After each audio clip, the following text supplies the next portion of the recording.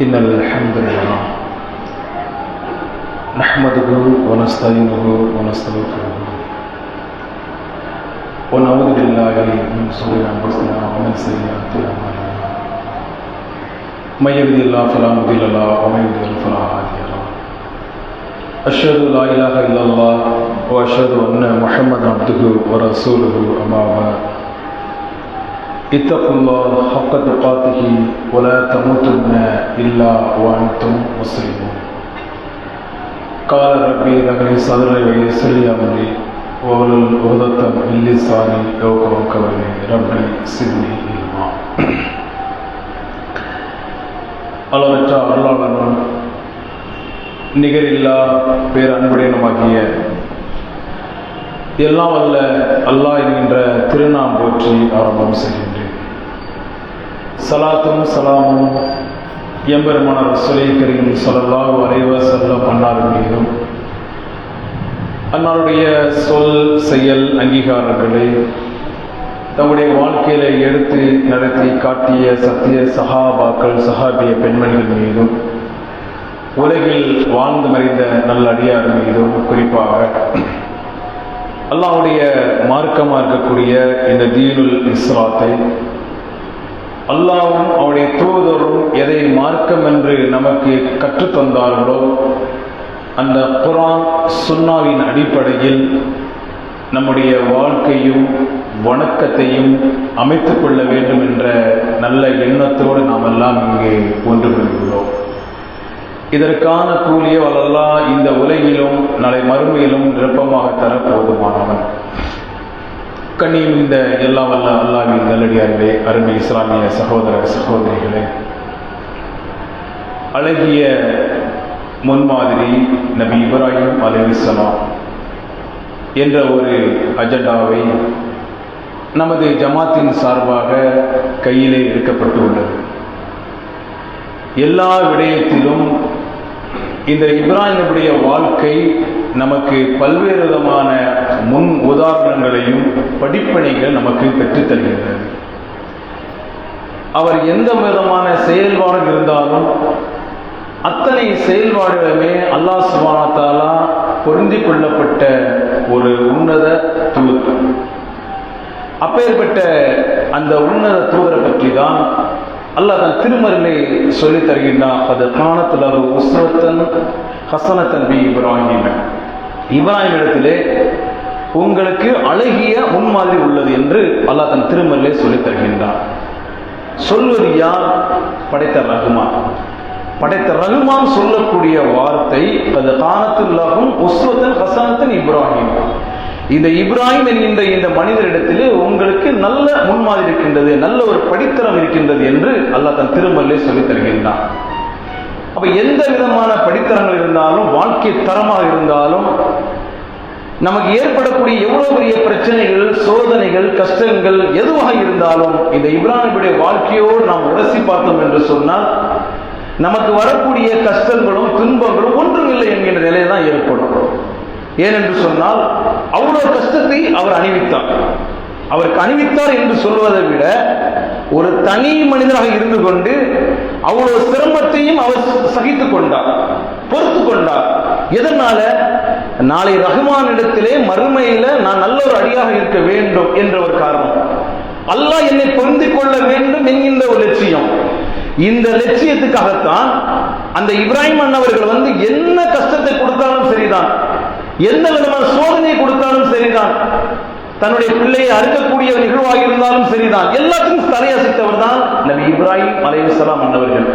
ஆனா பொதுவா இந்த இப்ராஹிமுடைய வாழ்க்கை என்பது இந்த துல்ஹஜ் மாதம் இருக்கா இல்லையா, இந்த துல்ஹஜ் மாதத்தில் மட்டும்தான் பெரும்பாலான மக்கள் பேசுவார்கள். அது யாராக இருந்தாலுமே அந்த சீசனுக்கு ஏத்தால போல, நம்ம குற்றால சீசன் போல இந்த இப்ராஹிமுடைய வாழ்க்கை என்று சொன்னால் அது இந்த துல்ஹஜ் மாதத்தில் மட்டும் பேசினா போதும், அதை உணர்ந்தால் போதும் என்ற நிலையில நம்முடைய மனப்பக்குவம் இருக்கும். ஆனால் அப்பேற்பட்ட மனிதராய்வர் வருடத்துல ஒரு முறை மட்டும் நாம் அவரை நினைவுபடுத்தி செல்லக்கூடிய ஒரு சாதாரண ஒரு மனிதரா கிடையாது. எல்லா பொழுதும் நீங்கள் நம்முடைய வாழ்க்கையில ஒவ்வொரு கட்டத்திலுமே இந்த இப்ராஹிமுடைய வாழ்க்கை நம்மளோடு புரிந்து கொள்ளக்கூடிய நிலையில் இருக்கின்றது. அதனாலதான் அல்லாஹ் தன் திருமறையிலே சொல்றான், இந்த கால இப்ராஹிம் ரப்புக்கு கலிமத்தை அர்த்தமாக. இந்த இப்ராஹிமுக்கு இறைவன் சில கட்டளைகளின் மூலமாக சோதித்த போது அவர் என்ன செய்யறது தெரியுமா, அதை முழுமைப்படுத்தினார். அல்லாஹ் தன் திருமறையிலே சொல்லி காட்டுகின்றான், இப்ராஹிம நான் சோதனை என்கிற நிலையில் வரும் பொழுது அவரை சோதனை உட்படுத்தக்கூடிய நேரத்தில் அப்படியே அறகுறையை விட்டுட்டு போகக்கூடிய ஒரு நபராக அவர் இல்லை, முழுமைப்படுத்தினார். என்ன சோதனை வந்தாலும் சரிதான், எவ்வளவு கஷ்டம் வந்தாலும் சரிதான், என்ன வந்தாலுமே அறகுறையாக விட்டுட்டு செல்லக்கூடிய ஒரு நபராக இந்த இப்ராஹிம் நபி இல்லை. சொல்வது ரஹ்மான், படைத்த ரஹ்மான் சொல்லி காட்டீங்கன்னா இந்த நபிக்கு, இந்த இப்ராஹிம் நபிக்கு எல்லா சோதனை கொடுத்தேன், எல்லாத்தையும் முழுசா 100க்கு 100 பெர்ஃபெக்ட்டாக அவர் தன்னுடைய வாழ்க்கையை முடித்து விட்டார். எப்பேற்பட்ட சர்டிபிகேட் பாருங்க, எப்பேற்பட்ட நிலை. அதனாலதான் அல்லாஹ் தன் திருமறை இன்னொரு இடத்துல சொல்றான், வத்தகுல்லா லில்லதீன கலீலா இப்ராஹிம் கலீலா, இவர் என்னுடைய நண்பர் என்று அல்லாஹ் சொல்றான். யாரை? இந்த இப்ராஹிம் அலைஹிஸ்ஸலாம் அவர்களை அல்லாஹ்வுக்கு ஃப்ரெண்ட்ஸ் என்கின்ற ஒரு நிலை இருக்கும்னு சொன்னால் உலகத்தில் ஒன்று இப்ராஹிம் அலைஹிஸ்ஸலாம் அவர்கள், இன்னொன்று நம்முடைய தலைவர் நபிகள் நாயகம் ஸல்லல்லாஹு அலைஹி வஸல்லம் அவர்கள். இப்ராஹிம் அலைஹிஸ்ஸலாம் அவர்களை முதல்ல அல்லாஹ் சொல்றான், அவர் என்னுடைய நண்பர், என் ஃப்ரெண்ட்ஸ். ஏன்? என்ன சோதனை கொடுத்தாலும் நிறைவேற்றுறாயா, என்ன கஷ்டம் கொடு, துட்ட குடிக்கிட்டாலும் சரிதான், பொருளாதாரத்தில் ஒரு அடித்தாலும் சரிதான், கஷ்டமான சூழல்ல ஒரு பாலைவன மண்ணில அவரையும் அவருடைய மனைவியும் பிள்ளையோட விட்டுட்டு சொன்னாங்க, விட்டுட்டு வந்துருக்காரு, பிள்ளை அருன்னு சொல்றேன் அறுத்துருக்காரு. என்ன நிலை பாருங்க, யாராலும் செய்ய முடியுமா? அல்லாஹ் பேசுகின்றார், என்ன சோதனை கொடுத்தாலும் அவர் அதை நிறைவு செய்தார் என்பதை விட முழுமைப்படுத்தினார்.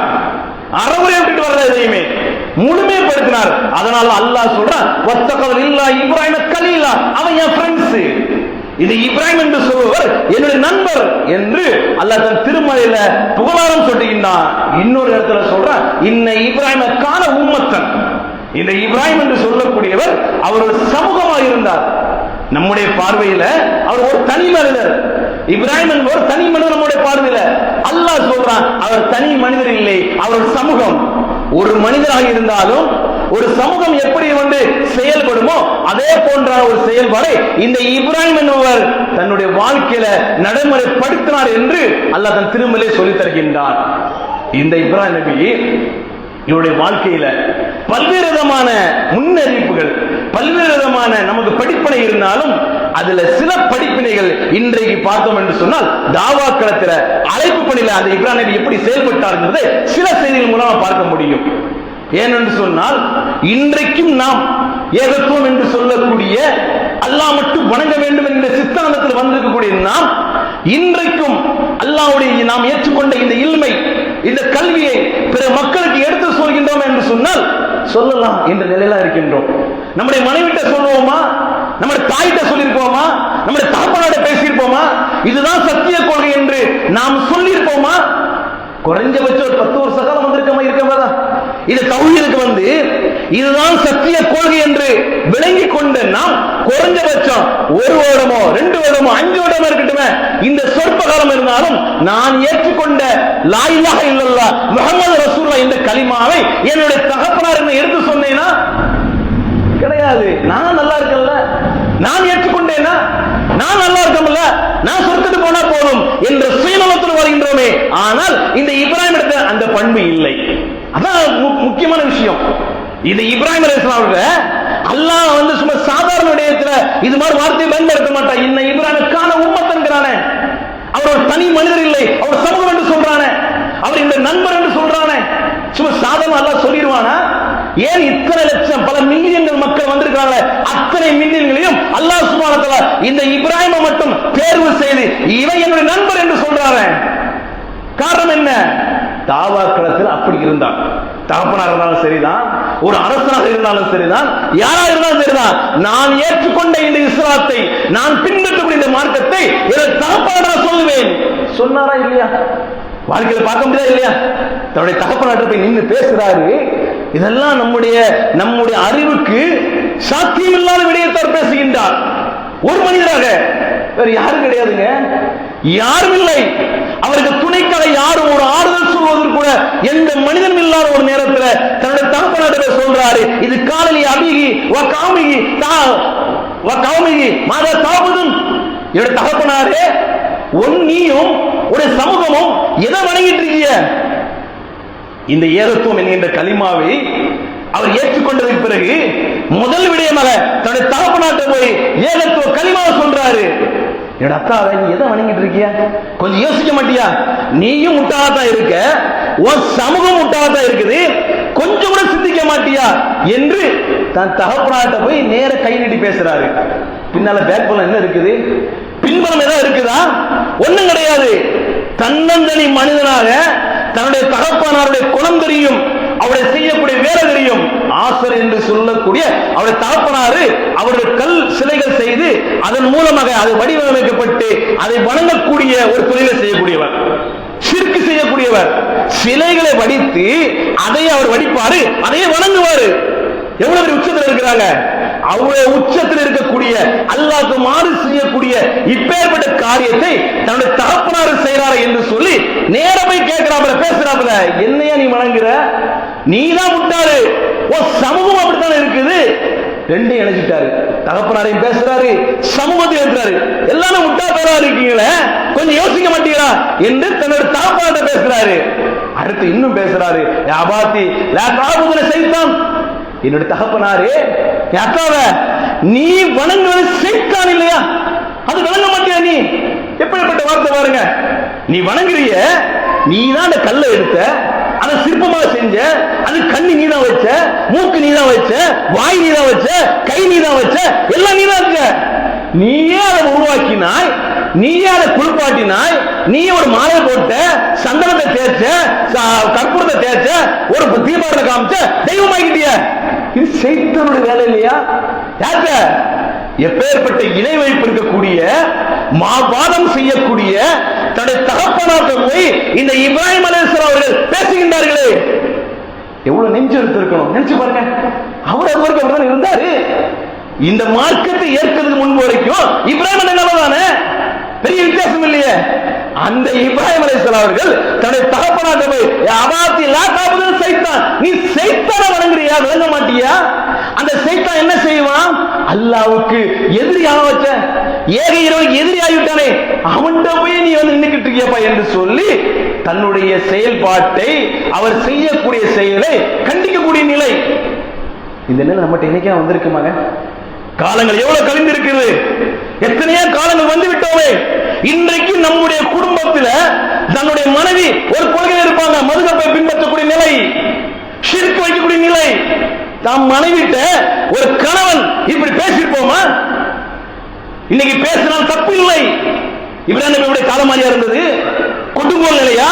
அதை கேட்பது நாதி இல்லாத நிலையா? இன்றைக்கு என்னுடைய மனைவிட்ட பேசுவதற்கு அழகான வாய்ப்பு. அதே மாதிரி மனைவி தன்னுடைய கணவன் பேசுவதற்கு நல்ல வாய்ப்பு. தன்னுடைய கணவன் தவறான பாதையில ஷிர்கிலும் விதத்திலும் மதுகப்பிலும் வெறியிலும் ஊறிக்கொண்டிருக்கக்கூடிய நம்முடைய கணவனாட்ட ஒரு மனைவியானவர் நம்ம எடுத்து சொல்லுவோமா? தப்பு இல்லையா? சரியில்லையே. நீ சொல்லக்கூடிய கொள்கை அல்லாஹ்வுடைய தூதர் வெறுக்கக்கூடிய ஒரு கொள்கையை சொல்றீங்களே, தப்பு என்று ஒரு கணவன் மனைவிட்ட, ஒரு மனைவி கணவன் பேசியிருப்போமா? பப்ளிக்கா பேச வேண்டாம், மைக்கப்பட்ட மனைவிட்ட சொல்ல வேண்டாம். நீங்கள் இருக்கக்கூடிய நேரத்துல ஒரு 4 சகோதரர்கள் இருக்கக்கூடிய நேரத்துல இது சரியில்லையேங்க சொல்லுவோமா? இது தப்பு இல்ல, அல்லாஹ் ஒரு மன்னிக்க மாட்டானே, நீங்க சிரிக்க வைக்கிறீங்களே, அல்லாஹ் ஒருபோது மன்னிக்க மாட்டேன் டிக்ளேர் செய்யறானே, ஏன் இன்னும் இந்த மதுகப்பை தூக்கி பிடிக்கிறீர்கள்? ஏன் இன்றைக்கும் அவரையா தூக்கி பிடிக்கிறீர்கள்? பேசியிருப்போமா? பேசவில்லை. ஏன் சொல்லிக் கொள்ளலாம். இப்ப என்ன காலம், என்ன அவசரம்? ஒண்ணு பிரச்சனை இல்ல, இன்னும் காலம் இருக்குது. நாளைக்கு மௌத்தா போறோம், நாளைக்கு மௌத்தா போறோமா என்ற நிலையில ஒரு அசட்டு தன்மையில தன்னுடைய மனைவி தன்னுடைய கணவன் என்கின்ற இவ்வளவு நெருக்கத்தில் கூட இந்த தௌஹீதை பேசுவதற்கு நாம் வெட்கப்படுகின்றோமே. இப்ராஹிம் நபியுடைய வாழ்க்கை எப்பேற்பட்ட முன்னுதாரணம். அவருடைய கொள்கை என்ன, அவருடைய செயல்பாடு என்ன, என்ன நடந்தாலும் இவர் எதிர்வினையோடு நிற்கின்றார். எந்த பின்புலம் இல்லை, யார் வேணும் பேச முடியாது. அந்த தாப்பார் நினைத்தால் அந்த இப்ராஹிமை அங்கேயே கண்டம் துண்டமா வெட்டி கூர் வைக்க முடியும். தெரியும், செஞ்சாங்களா? பயந்தாரா இப்ராஹிம்? சும்மா ஏதோ இப்ராஹிம் நபியுடைய வாழ்க்கையை நினைச்சிட்டு அதை நான் குர்பான் கொடுத்தேன், ஆட்ட குர்பான் கொடுத்தேன், மாட்ட குர்பான் கொடுத்தேன், அதோடு இருந்தது அவருடைய வாழ்க்கை. தாவாக்கிறது என்னாருங்க, அல்லாஹ்வுடைய மார்க்கத்தை சைவத்தின் போட்டு உடைச்சார. அது தகப்பனாராவது, அத்தாவது, அம்மாவது என்ற நிலையில கொண்ட கொள்கையில தெளிவான முறையில் தகப்பனாட்டவர் அவர் வணங்கக்கூடிய தெய்வத்தை நீ சைத்தான் சொன்னார. நம்ம சொல்லியிருப்போமா? நினைச்சு பாருங்க, இதுதான் நம்முடைய வாழ்க்கை. இப்ராஹிம் நபியுடைய வாழ்க்கை, நம்முடைய வாழ்க்கை உரசி பார்ப்பது இதானே. இப்ராஹிம் நபியுடைய முன்னுதாரணம் நம்மகிட்ட இருக்குதா? நினைத்து பார்த்தோமா? இல்லை. அடுத்த கடமை அந்த இப்ராஹிம் நபியுடைய தகப்பனார் தன்னுடைய மகன்கிட்ட பேசுறாப்புல சும்மா விட்டுருவாரா? என்னடா இத்தனை காலமாக என்னுடைய அவுலியாவை நான் பெரிதாக நினைத்தேன், கொடி எடுப்பதையும் சப்பரம் எடுப்பதையும் மதுகப்பையினுடைய ரத்தத்தில் ஊறப்பட்டதை இன்னைக்கு நீ சைத்தானி சொல்லுவ, இப்படி சரி சொல்லுவ, கோபம் வரத்தான் செய்யும். யதார்த்தம் தானே. இத்தனை நாள் வரைக்கும் ஒரு பாதையில பயணிக்கின்றோம், அந்த பாதை சரியில்லை என்று சொன்னால் யாருக்குமே ஏற்றுக்கொள்ளக்கூடிய மனப்பக்குவம் உடனே வந்துடாது. அதே போன்றுதான் இப்ராஹிமுடைய வாப்பாவுக்கும் அவருடைய அத்தாவுக்கும் அந்த மனப்பக்குவம் வரல. ரெண்டு பேருக்கும் வாக்குவாதம். எப்பேற்பட்ட வாக்குவாதம்? அல்லாஹ் தன் திருமறையிலே பேசினார், கால அராம் அன்தான் ஆலிகத் யா இப்ராஹிம், இப்ராஹிமே என்னுடைய கடவுளை நீ புறக்கணிக்கிற, நேற்றுக்கு வரைக்கும் அதோட நீ வணங்குன, நான் வணங்குற சைத்தானி சொல்லுவ. தகப்பனார் தன்னுடைய பிள்ளைகளை சொல்றாப்ல, லா இல்லம் தன் தன் தகுதி லா அர்ஜுனக்க, நீ மீண்டும் என்னுடைய கடவுளை நீ இயேசுவே என்று சொன்னால், அதை புறக்கணிப்பே என்று சொன்னால், நீ அதுக்கு தலை வணங்க மாட்டேன் என்று சொன்னால் உன்னை கல்லால் அடித்து கொன்றுவான். மறுவாதே போயிடும். அத்தாவுக்கு பிள்ளைக்கு நடந்த உரையாடல் பேசுகின்றான். அத்தாவுக்கும் பிள்ளைக்கும் சொன்னவன் ஏற்றுக்கிட மாட்டாங்கல்லங்க. எந்த குடும்பத்தில் ஏற்றுக்கிறாங்க? எந்த ஊர்ல உண்டு? சொல்லக்கூடிய கொள்கையை சத்தியத்தை சொல்லும் பொழுது யாராலுமே ஏற்றுக்கொள்ளக்கூடிய மனப்பக்கம் எவனுக்கு வராது. கொஞ்சம் காலங்கள் கணிஞ்சாதான் இது சரி இது தப்புன்னு தெரியும். இந்த நிலையில அத்தா சொல்றாப்புல தன்னுடைய மகனிடத்துல, நீ விலகி கொள்ளவில்லை என்று சொன்னால், என் தெய்வத்தை நீ புறக்கணிப்பே என்று சொன்னால், நான் வணங்கி கொண்டிருக்கிற இந்த சிலைகளை நீ அவமதிப்பே என்று சொன்னால் உன்னை கல்லால் அடித்து கொன்றுவேன். யாரு? 10 மாதம் சுமந்து பெற்று வளர்த்து ஆளாக்கிய தன்னுடைய மகனை பார்த்து அந்த நபியுடைய வாப்பா சொல்றாங்க, உன்னை கல்லால் அடித்து கொன்றுவேன், மறுவாது இருந்துக்க. எப்படி இருக்கும்? யார் ஆறுதல் சொன்ன அந்த இடத்துல? யார் சொன்னது? இப்பேற்பட்ட வார்த்தை சொன்னா தன்னுடைய அத்தா தன்னுடைய பிள்ளைகிட்ட உன்னை ஊர் வச்சு நீக்கிடுவேன், சொத்துல 10 பைசா தர மாட்டேன் இப்படின்னு சொன்னா கூட நம்ம மக்கள் சொல்லுவோம், நேர ஜமாத் நோக்கி வா, என்ன பேசியா, ஒண்ணு இல்லடா, இதெல்லாம் ஒரு பிரச்சனை இல்லை, இதெல்லாம் காலங்காலம் பார்த்துதான் செய்யறோம். இன்னைக்கு இந்த சொத்து இருக்கும், நாளை இந்த சொத்து போயிடும், ஒண்ணும் இல்ல, அல்லாஹ்வுடைய இல்லமாகிய இந்த பள்ளிவாசலுக்கு தங்கிக்க. சாப்பாடு வழி இல்லையா, ஒரு வேலை ஏற்படுத்துறேன், ஏதோ ஒண்ணு வச்சுக்க, என் வீட்டுல இருந்து சாப்பாடு நமக்கு வரும், நீ நிம்மதியார், ஒண்ணு பிரச்சனை இல்ல, சோதனை சகித்துக்கொள் என்று சொல்வதற்கு இன்னைக்கு இந்த உலகத்துல லட்சம் மக்கள் இருக்கிற ஆறுதலுக்கு. எனக்கு ஒரு பிரச்சனை நீங்க வரமாட்டீங்களா? உங்களுக்கு ஒரு பிரச்சனை நான் வரமாட்டேனா? ஆறுதல் சொல்வதற்கு குறைஞ்சபட்சம் என்னுடைய தோலை தட்டி கொடுப்பதற்கு லட்சம் மக்கள் இருக்காம. இப்ப காலத்தில் யார் இருந்தா? அக்கா இருக்காப்ல, உன்னை கல்லா எடுத்து கொண்டு நீ உயிரோடு இருந்த மாட்ட, மறுவாதை இருந்துக்க என்று சொல்லக்கூடிய நேரத்தை அவரால் என்ன செய்ய முடியும்? அதை தாண்டி அவர் சொல்றாரு, நீ மழையா காலமெல்லாம் என்னை நீ விட்டு பிரிஞ்சிருயா, முன்னால் நிக்காத, கண்ணுக்குள் நிக்காத, ஓடிடு, என்னுடைய தெய்வத்தை நீ பார்ப்பீர் என்று சொன்னால் என் பக்கத்தில் நிக்காத, எங்கேயா கண்ணு கட்டாத தூரத்து ஓடி பேரு. அத்தாவுக்கு மகனுக்கு நடந்த ஒரு கொள்கை போராட்டம். அவர் விட்டார், அதோடு விடப்பட்டாரா? அத்தாவோட பேசிட்டாங்க, அம்மா இப்படி பேசிட்டாங்க, கொள்கைக்கு எதாவது சொல்றாங்க, நம்மளை ஊருக்கு நீக்கிடுவாங்க, ஜனாசா விழுந்த மையோடு இடம் தர மாட்டாங்க, வீட்டுல நல்லது கிட்டத்துக்கு மக்கள் வர மாட்டாங்க. கவலைப்பட்டாரா? ஒண்ணு கவலைப்படலையே. எதுலையுமே அசராத அந்த உத்தம தூதரத்தை அல்லாஹ் சொல்ல, இவர் தாண்டா என்னுடைய நண்பர். என்ன சோதனை கொடு, அத்தா மூல சோதனையா பிரச்சனை இல்ல, சகித்து கொண்டாரு. தாவா களத்துல அழைப்பு பணியை நீங்க என்ன வேணாலும் சொல்லிக் கொள்ளுங்கள், நான் சொல்வதை சொல்லிக் கொண்டே இருப்பேன் சொல்லி உரத்த சொன்னாரு. இந்த நிலை நம்முடைய உள்ளத்துல வரணுங்க. சும்மா ஏதோ இந்த கொள்கை இருந்தோம், அப்படி போய்விட்டோம், மறைந்து விட்டோம், தேவையில்லை. அல்லாஹ்வுக்கு தேவையா? அல்லாஹ்வுக்கு தேவையில்லையே. நம்மளை படைத்ததன் நோக்கம் அவனை கட்டுப்பட வேண்டும், அவன் சொன்ன கொள்கை பிற மக்களுக்கு எடுத்து சொல்லணுங்க. அண்ணல பெருமாள் நபிகள் ஸல்லல்லாஹு அலைஹி வஸல்லம் இறுதி பேரை தான் நமக்கு கற்றுத் தந்தாங்க. இந்த ஹஜ்ஜில ரசூலுல்லாஹ்வுடைய பேருரையில ஒரு வார்த்தை, வல்லி வன்னி உலவாயா, என் மூலம் ஒரு செய்தி கிடைக்கா, இந்த தூதராகிய இந்த முகமதாகிய என் மூலம் ஒரே ஒரு செய்தி கிடைத்தாலும் அதை பிற மக்களுக்கு எடுத்து சொல். நம்மகிட்ட அம்மானியமா தந்திருக்கிறாங்க தாவா பணியை, அழைப்பு பணியை. அந்த பணியை குறைஞ்சபட்சம் நீங்க மைக்கப்பட்டு பேசணும், அதை செய்யணும், இதை செய்யணும், மேலே போடணும், அதெல்லாம் ஒன்றுமில்லை. குறைஞ்சபட்சம் என் மனைவிட்ட சொல்லி பாருங்க, நம்முடைய குடும்பத்தார பேசி பாருங்க, நம்முடைய அத்தாட சொல்லுங்க. ஒண்ணுமில்லை. இன்னைக்கு சபையில வந்திருக்கோமா இல்லையா? ஆண்கள் இருக்கோம், பெண்கள் இருக்கோம். சின்ன உதாரணம் எடுத்து பாருங்க, ஆண்கள் வந்திருக்கோம், பெண்களுக்கு ஜும்மா கடமை இல்லை, இருந்த போதிலும் கூடுதல் நன்மை கூட்டு வந்தோமா? நினைச்சு பாருங்க, அவங்களுக்கு ஒரு நன்மையான காரியம் தானங்க. இங்கே சொல்லக்கூடிய செய்தி திருமறை குர்ஆன் இருந்தும் ஹதீஸ் இருந்தும் பேசக்கூடிய இந்த நல்ல வார்த்தையை அவன் கேட்க வேண்டும் என்று ஒரு கணவனை நாம் விரும்பக்கூடாதா? அல்லது என்னோட அம்மா என்ன கூட்டு வந்திருக்க, அம்மா என்ன ஏதோ ஒரு நிலையில அவங்க அழைத்து வந்திருக்கின்றோமா? இல்லையா? எங்கேயோ இருக்கிற தென்காசி, எங்கேயோ திருநெல்வேலி ஒரு ஆஃபர் போட்டா, ஏதோ ஜவுளிக்கல் ஆஃபர் போட்டா கணவனும் மனைவியும் அப்படியே பைக்ல ஜோடியா போறோமே, ஒரு நாள் ஜோடியா பாருங்க பள்ளிவாசலுக்கு, தவறு இல்லையே? அல்லாஹ்வுடைய இல்லத்துக்காக நம்முடைய மனைவியும் நம்முடைய மக்களையும் நம்முடைய அத்தாவையும் நம்முடைய அம்மாவையும் இந்த இறையிலுக்கு கொண்டு வந்து பாருங்களேன். சொல்லுங்க, வரமாட்டாங்க. அது ஒரு நிலை. அல்லாஹ்வுடைய கிருபையை கொண்டு நாம் சொல்ல வேண்டிய கடமையில சொன்னோமா? இல்ல. பிள்ளைகள் பேச மாட்டேங்க மக்களைய, ஏன் பெக்க பிள்ளைகிட்ட பேசுறோமா? அவர் தன்னுடைய தகப்பனாரை ஏற்று பேசினார் இப்ராஹிம். ஒரு காலகட்டம், ஒரு நிலை இருந்தது. ஆனால் நம்முடைய பெற்ற பிள்ளைகிட்ட அல்லாஹ் மட்டும் வணங்கினா என்று சொன்ன எத்தனை தாய் தகப்பன் இருக்கிறோம். லுக்மான் அலைஹிஸ்ஸலாம் சொல்றாப்ல, யா புனைய லா துஸ்ரிக் பில்லாஹ், என் அருமை மகனே பிள்ளைகிட்ட சொல்றாப்ல, லுக்மான் என்கின்ற நல்ல மனிதரை பற்றி அல்லாஹ் பேசுகின்றான். யா புனைய லா துஸ்ரிக் பில்லாஹ், என் அருமை மகனே அல்லாஹ்வுக்கு இணை கற்பிக்கிறாரா? மிகப்பெரிய பாவம் செஞ்சிராத, நீ என்ன பாவம் செஞ்சாலும் அல்லாஹ் மன்னிச்சிடுவான். அல்லாஹ்வுக்கு இணை கற்பித்துடன் சொன்னால் என்னால உன்னால் காப்பாற்ற முடியாது, நீ நாசமா போயிடுவ. லுக்மான் என்ற மனிதர் தன்னுடைய பிள்ளைக்கு போதனை செஞ்சாரு. நம்முடைய பிள்ளைகிட்ட இப்படியான ஒரு பரஸ்பரம் இருக்குதா? கொள்கை ரீதியான சொல்லக்கூடிய வார்த்தை பேசுகின்றோமா? கிடையாது. ஏதோ அப்படி போறோம். அவன் என்ன செஞ்சான், ஏது செஞ்சான், என்ன பண்ணா, என்ன செஞ்சான், எதுவுமே கண்டுகொள்வதில்லை. பள்ளிக்கூடத்துக்கு போறான், என்ன படிச்ச, ஏது படிச்ச கேட்கிறோமே. அவனுடைய உலக கல்வியில உலகம் சார்ந்து இருக்கக்கூடிய விடயத்துல அதெல்லாம் பேசுகின்றோமே. என்னப்பா படிச்ச, ஏது படிச்ச, என்ன ஹோம்வொர்க் இருக்கு, அதுக்கு டியூஷன் வைக்கணுமே, அதுக்கு அந்த எக்ஸாம் வைக்கணுமே, இதுக்கு இதெல்லாம் அதெல்லாம் விசாரிக்கின்றோமே. நம்முடைய பிள்ளைகிட்ட தொழுதியான்னு கேட்டோமா? இதான அடிக்கடி பேசி பாருங்க. இப்ராஹிமுடைய வாழ்க்கை அதானுங்க.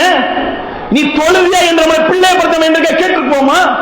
காலையில ஃபஜ்ருடைய தொழுகை நம்முடைய பிள்ளை குரத்தை விட்டு தூங்கிட்டு இருக்கான், எழுப்பிட்டோமா?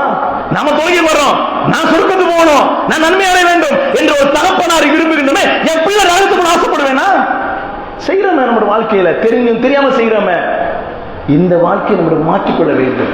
இதுதான் நம்முடைய இப்ராஹிமுடைய வாழ்க்கையில நாம் பெற வேண்டிய பாடம். முதல்ல நம்முடைய குடும்பத்தை சீர் சென்று பாருங்க. நம்முடைய குடும்பத்திலிருந்து தாவா களத்தை ஆரம்பிச்சு பாருங்க. நம்முடைய குடும்பத்திலிருந்து ஒவ்வொரு செய்தியும் கொண்டு வந்து பாருங்க. அல்லாஹ்வுடைய மாற்றத்தால், அல்லாஹ்வுடைய கிருபையால எப்பேற்பட்ட ஒரு நிலையும் நாம் எடுத்துக்கொள்ள, சகித்துக் கொள்ளக்கூடிய நிலை நம்மகிட்ட வரும். இதுதான் இப்ராஹிமுடைய பெற வேண்டிய மிக முக்கிய பாடம். இரண்டாவது பாடம் என்னன்னு சொன்னா, அதே போன்று இப்ராஹிம் நபி இது தன்னுடைய தகப்பனார், தன்னுடைய சமூகம் என்ற நிலை. அடுத்த ஒரு தாவா களத்தை சந்திக்கின்றார். அதுதான் அந்த நாட்டுடைய அரசனிடத்தில் பேசக்கூடிய ஒரு தாவாக்கள். சாதாரண நிலையில தகப்பனாரே தன்னுடைய பிள்ளை என்று பாராமல் உன்னை கல்லால் அடித்து கொன்றுவேன் என்று சொல்லக்கூடிய நிலை.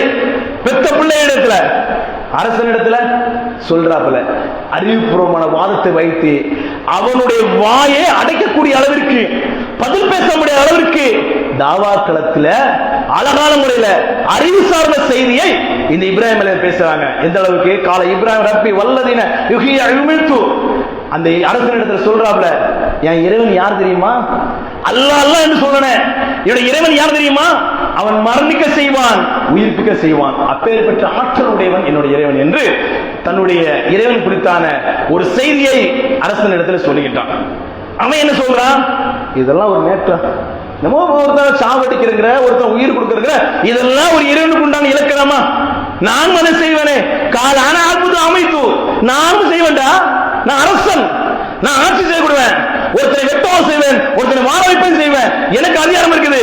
என்ன நீ கடவுள் ஏற்றுக்கிறியா? அடுத்து வாதத்தை வைக்கிறாங்க இப்ராஹிம் இஸ்லாம். கால இப்ராஹிம் அப்படியா?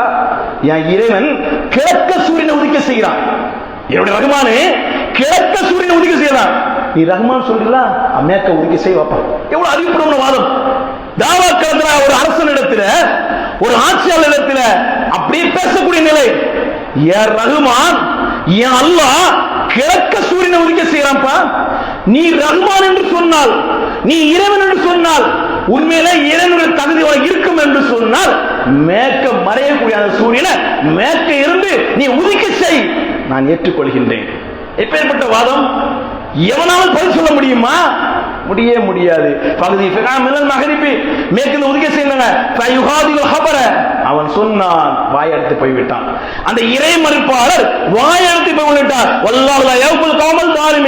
அநியாயக்கார கூட்டத்திற்கு அல்லாஹ் நேர்வழி காட்டவே மாட்டான். இப்ராஹிம் மட்டும்தான் நேர்வழி காட்டுவன் என்று அல்லாஹ் தன் திருமறை வாயிலாக சொல்லி காட்டணும் சொன்னால், எப்பேற்பட்ட தாவாக்களம்!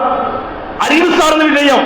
ஒரு பக்கம் தகப்பனார், இன்னொரு பக்கம் அரசனிடத்திலே என்ற நிலையில தன்னுடைய அழைப்பு பணியை தான் எந்த கொள்கையை ஏற்றுக்கொண்டாரோ அந்த கொள்கையை கைவு காத்திரம் இல்லாமல், வெட்கப்படாமல் மக்கள் இடத்திலே போட்டு உரைத்தாரே, அந்த சிந்தனையும் அந்த முன்னேற்பாடும் அந்த படிப்பனையும் நம்முடைய வாழ்க்கையிலும் வர வேண்டும். அதுதான் இப்ராஹிம் நபியுடைய வாழ்க்கையிலே பெற வேண்டிய மிக முக்கியமான பாடம். இன்னும் இப்ராஹிம் நபி பற்றியான பல்வேறு செய்திகள் இருக்கின்றது. இன்ஷா அல்லாஹ் இன்னும் வரக்கூடிய நாட்கள் நிச்சயம் அதை பார்ப்பதற்கு கூறி நிறைவு செய்கின்றேன். வாழ்த்து அல்ஹம்துலில்லாஹி ரப்பில் ஆலமீன்.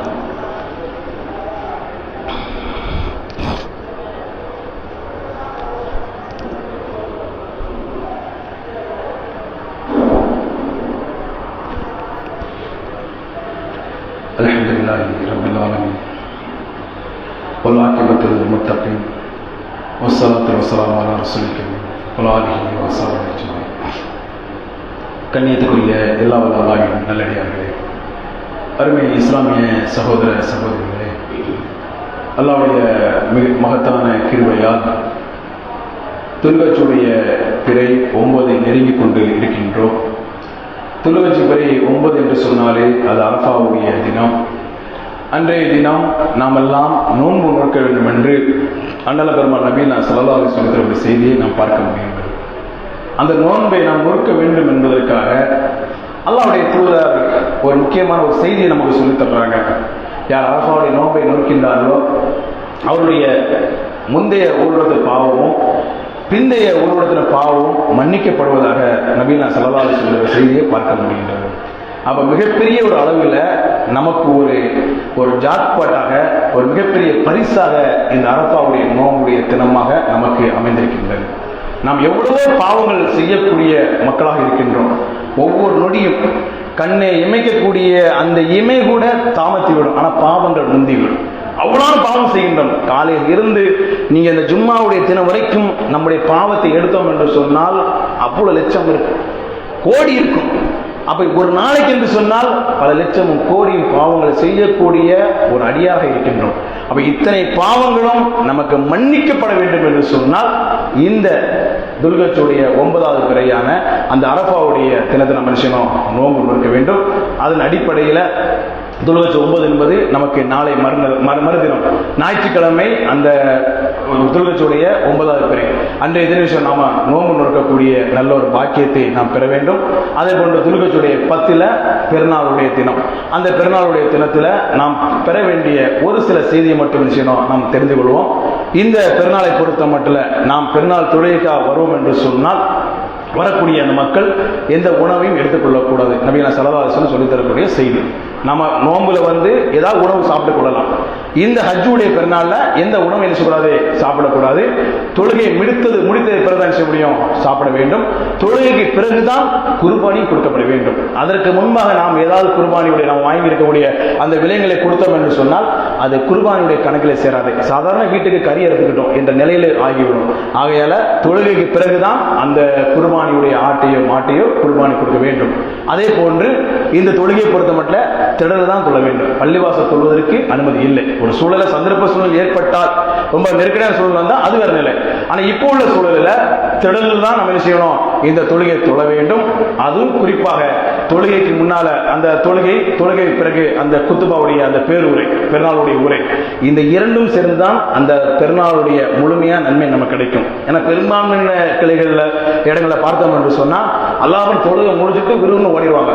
பயம் அங்க இருக்கும். இந்த வாரம் குட்டி அறுக்கிறதுக்கு ஆள் அவங்க போயிடுவாங்க, பிஸி ஆயிடுவான் அந்த ஆளு. அதனால குட்டி அறுப்பு கொடுத்துட்டு வாரேன் என்ற நிலையெல்லாம் இருக்கின்றது. அப்ப இது தேவையில்லாதது, அந்த நன்மையை பாழாகிவிடும். அப்ப அந்த தொழுகை, அதை சார்ந்து இருக்கக்கூடிய அந்த பயான், இந்த இரண்டும் சேர்ந்துதான் அந்த பெருநாளுடைய தினம். அதனால அது போன்ற நிலையில் நாம கடைபிடிக்கக்கூடிய நல்ல மக்களாகவும், அதே போன்ற தான தர்மங்கள், அதே இடத்துல நாம் துவா செய்யக்கூடிய திடல்லையே அல்லாஹ்விடத்தில் இறைஞ்சி மன்றாடி நாம் துவா கேட்கக்கூடிய அந்த நிலையை ஏற்படுத்திக் கொள்ள வேண்டும். அதே போன்று ஒரு பாதை வழியாக வந்தோம் என்று சொன்னால் போகும்போது மாற்று பாதையிலே செல்லக்கூடிய நிலையை நாம் ஏற்படுத்திக் கொள்ள வேண்டும். இது பெருநாள் தொழிலை கொண்டான சிறிய ஒரு விளக்கங்கள்.